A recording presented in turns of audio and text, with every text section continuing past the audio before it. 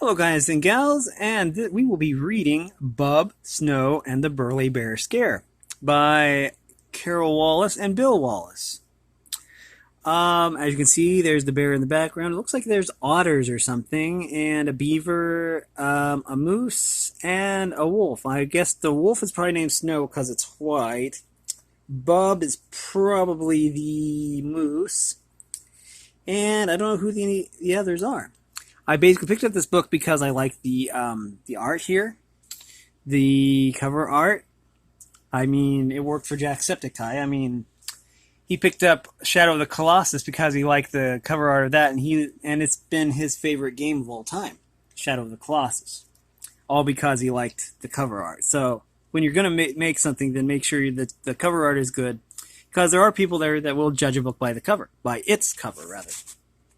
So checked out once. Back in 2015. Okay. We can read this, I guess. It's hopefully not too much of a spoiler. It says, a big animal raced across the snow. He came from behind us. The strange sound I heard was his paws crunching the snow as he tore across the clearing. His eyes were on me. The tingling that I felt on my back wasn't a tingle anymore. It was a chill that raced clear through me. It hit my legs and made me run. I only got a couple of paces when Mother bumped into me. Stop, Bub, she ordered, her loudest ronk. Don't run. Stop. Stay behind me. Mother turned to face the charging animal. When I saw her eyes, they were brown, but the way she stared at me made them seem almost black. They made my heart pound in my ears. He was after me. Okay. And here we have the cover page. Apparently these people have written a lot of books. Books by Bill Wallace here. Books by Carol Wallace and Bill Wallace. And books by Nikki Wallace. I'm assuming they're a family. I'm not sure. This is an Aladdin paperback. And let's cover the copyright information. Oh, wow. This is in the... I don't know what that means. Okay. I don't know. It says, to Linda and Neil Perrin, and Heidi Wilson, Laney and Hunter, and to Holly Byers, Brianna. 2002. Here we go. This book is copyright 2002. Now, without further ado, let's start reading.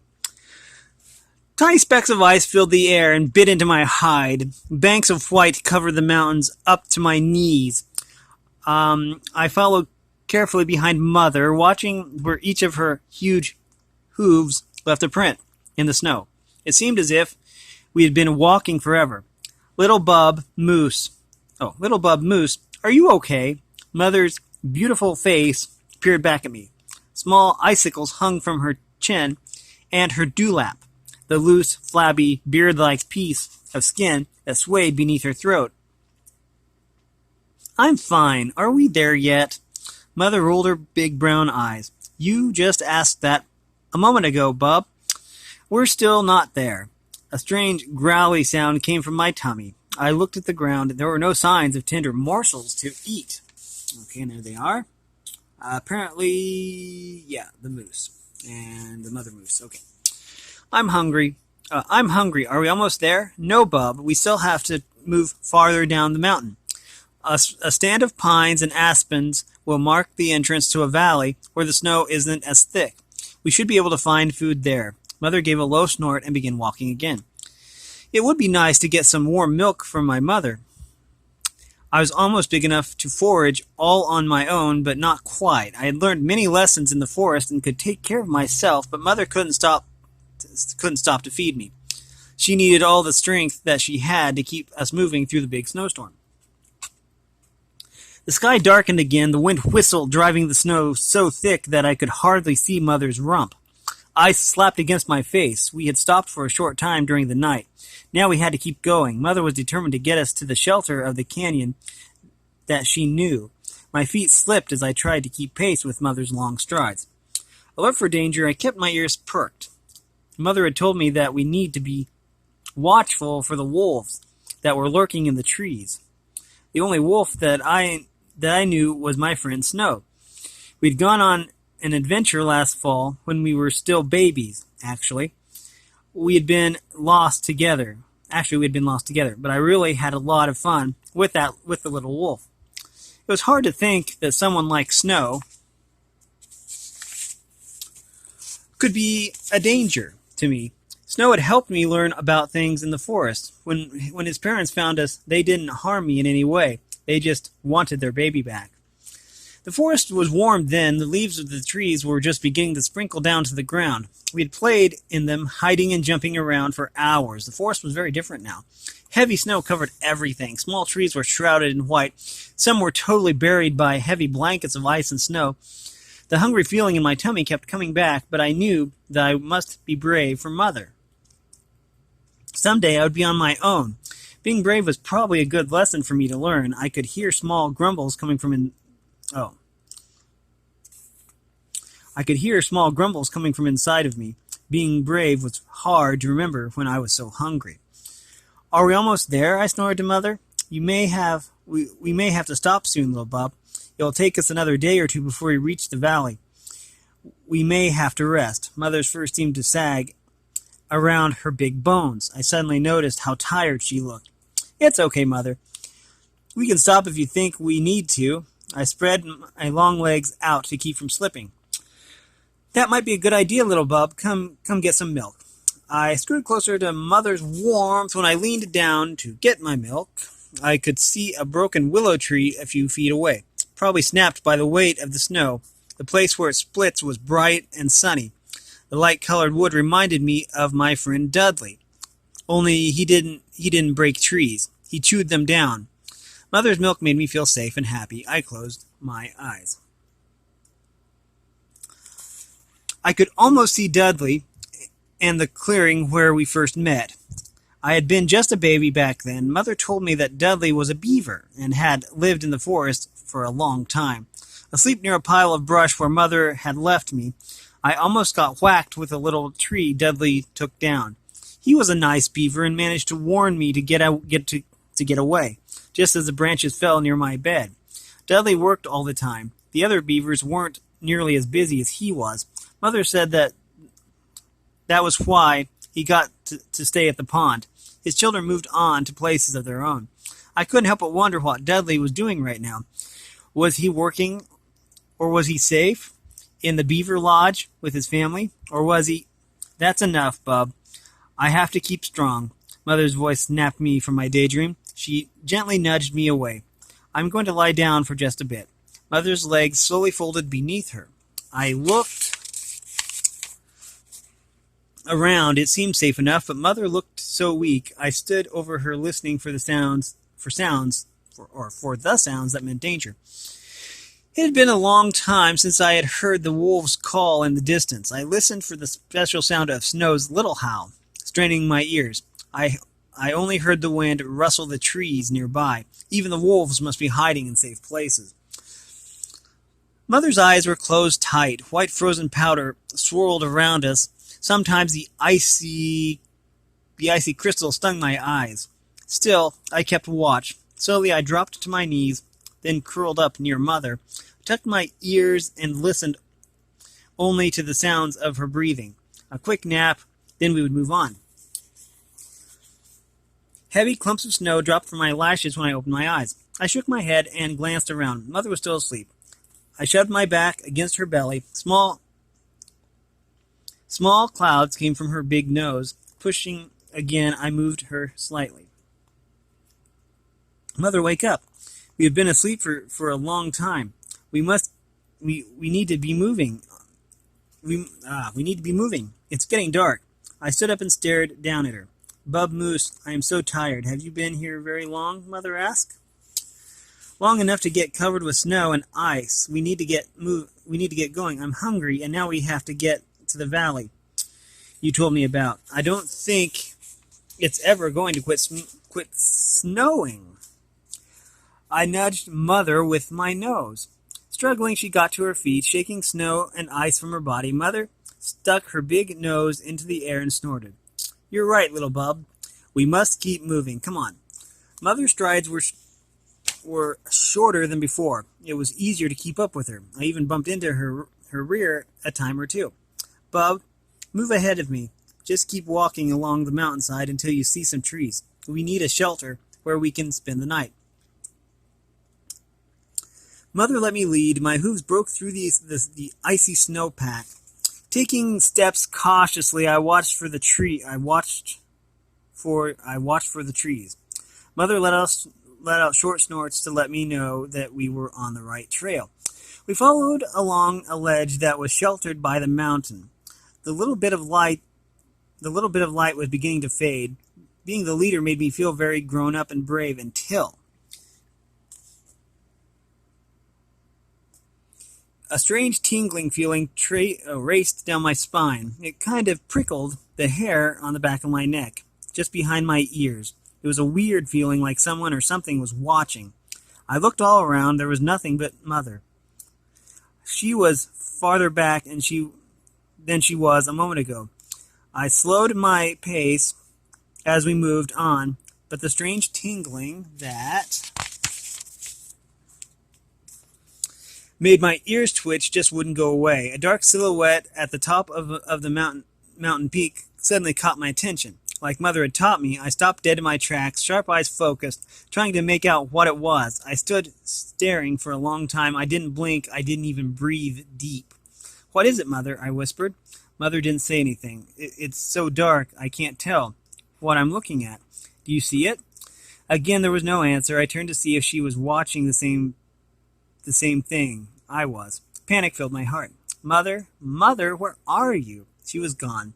I forgot about the animal I thought I saw in the distance. Eyes wide, I perked my ears towards the spot where I had last seen Mother. Instead of her huge brown frame and her long, beautiful nose, there was nothing behind me. The white emptiness of the falling snow was all I could see. I spun around so quickly I almost buried my hind legs in the deep, soft powder. I lunged and yanked myself free. I had to find her. What if she had fallen? What if she was hurt? I had to find her fast. "Honk, honk, Mother, where are you?" My legs trembled, and I charged back down the path. I felt so very alone. Okay, well, I guess we have time for Chapter 2. Honk, honk, I trumpeted as loud as I could, my eyes searching the path as I hurried down the mountainside. Only one set of hoof prints had come this way. Mother hadn't followed me. "Honk, honk, where are you?" I perked my ears listening for any familiar sound. "Bub Moose, stop with the honking. You'll start an avalanche. I was just coming to get you. You got off the path. Come this way. There is a stand of trees down there. It's not much shelter, but it should protect us a little from the storm." Relief filled the pit of my stomach when I heard the sound of Mother's voice. At the same time, the part of me that had been so brave and grown up was suddenly replaced with fear. I would have to take care of myself soon, but I couldn't even follow a simple path to safety. How could I be on my own when I wasn't nearly as grown up as I thought? "Down here, step carefully. The path is covered with ice. Don't slip." I eased closer to Mother's side. I rubbed against her as the sky began to darken. I felt tired and afraid. I never wanted to leave Mother, but I could stay. Maybe I could stay with her forever. "Watch out, Bub Moose. It's a long way to fall if you aren't careful. Keep your eyes sharp and watch my steps. We're almost there." Mother nudged me slightly, and I took my place behind her. The small stand of fir trees didn't offer much shelter from the driving snow. It did break the wind a bit. Beneath two trees, we found a small pile of brush to nestle behind. Walking in circles, Mother tromped the limbs flat with her big hooves.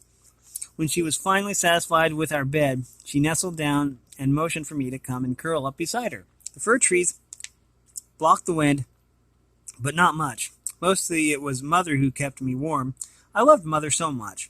So much it wasn't long before I dozed off. I don't know what pulled me back from my sleep. There was a deep covering of snow on me that was helping to keep me warm, but my back, where Mother was, that was very, very cold. Using my hooves and legs, I pushed back to struggle tighter against her, only I didn't feel her warmth. My eyes sprang wide. I snapped my head around to see where she'd gone. When I saw Mother wasn't there, I raised up from the snow and scrambled to my feet. Mother stood about 3 strides up the mountain. She seemed to be frozen, with her head high and her nose to the wind. Her nostrils flared as puffs of steam came up from them. "Mother, what is it?" I whispered in my softest "ronk." She didn't answer. "Mother, something is there," she whispered back without turning to glance at me. "Something's watching us." I stared into the darkness. The snow swirled thick and heavy. "What is it, Mother?" Something. That was all that she said. "I saw something too," I told her. "Where?" "When we were walking before I came back to you." "Do you know what it was?" I shook my head. "No, it was on the crest of the mountain. The snow was very thick, and it was almost dark. At first, I wasn't even sure I saw anything." "What do you think you saw?" Her eyes never left the dark hillside. "I don't know. For a second, I thought it was my friend Snow. It was about the same size, only it had a flat nose instead of a pointed one, and its tail was really long and skinny instead of fluffy like Snow's tail." "A long, skinny tail?" Mother asked. "Yes. Do you know what it is?" Mother didn't answer. She stood there for a long time. Her ears moved, first one direction, then the other, picking up every little sound that might drift her way through the dark. Her nostrils flared and puffed, smelling for the slightest scent of danger. Her big shoulders were tense, her muscles tight and ready. "It sounds like Roscoe," she answered finally. My head tilted to one side. "What's a Roscoe?" Mother stomped a hind foot and turned to watch in a different direction. "Roscoe is not a what, but a who. Roscoe is a mountain lion. 2 days ago I thought I smelled a scent that he left to mark his territory. I thought he lived around here, but I wasn't sure. Are mountain lions dangerous?" Mother shrugged her ears. "Not to moose. They are usually smart enough to leave us alone, unless we're sick or hurt. But," she raised her nose to the wind again, "but," she went on, "it has been a very bad winter." I sniffed the air. I couldn't smell anything. I stared where Mother was looking. I couldn't see anything. Finally, she gave a little sigh and glanced back at me. "Lie down, Bub. There's nothing to worry about. You need to get your sleep." "Are you going to snuggle with me, Mother?" She smiled and gave a little toss of her head. "No, I'm not very tired. I think I'll sleep standing up tonight." The next morning, we climbed back to the path and went on our way. Mother still seemed tense. She led the way and kept glancing back over her shoulder at me and the path behind us. Then she let me lead for a while. We came to a sharp turn in the trail and that she couldn't see around. She shoved in front of me and led the way. At a spot near the very top of the mountain, Mother stopped and sniffed the ground. Then her head snapped up, and once again she bent and sniffed. "Yep, it's Roscoe. We should be out of his territory by this evening. Let's keep moving." "What's a territory, Mother?" "Mountain lions have a territory or area of land where they live. They think that they own the whole lot, sometimes 150 or to 200 miles of the mountains. They call their hunting range." Okay. Hunting range. They're meat eaters, Bub. But like I said last night, they usually don't bother moose. Now let's keep going. We'll be away from him by dark.